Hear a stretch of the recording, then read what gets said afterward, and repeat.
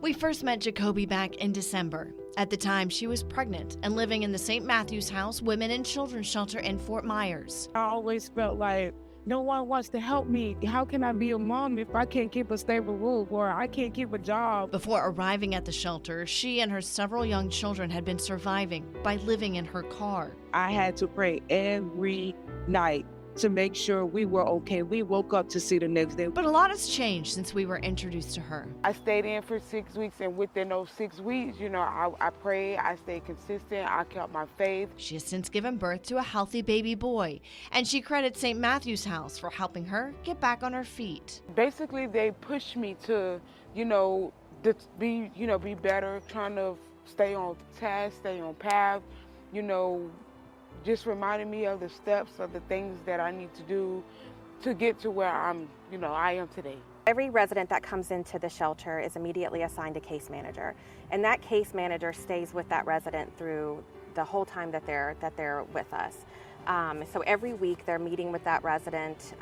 Jacoby's case manager met with her once a week, sometimes even more. Jacoby is now working and providing for her family. St. Matthew's House even helped her secure a home for her and her kids. And the shelter provided more than just a roof over her head during her time of need. I was surprised because I didn't know I was loved this much. They gave me a chance.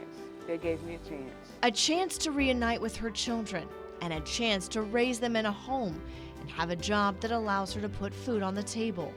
But shelter director Rachel McKinnon says it takes a village surrounding these women to help create these success stories. I'm just really grateful. I'm just very thankful to be able to, like we said, to provide a reunification process for Jacoby and her children.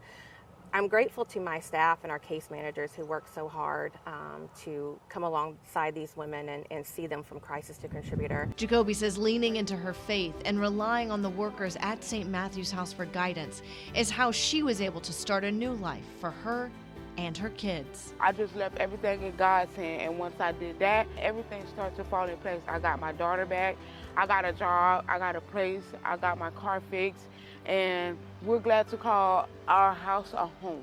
In Lee County for Gulf Coast News, I'm Lisa Spooner.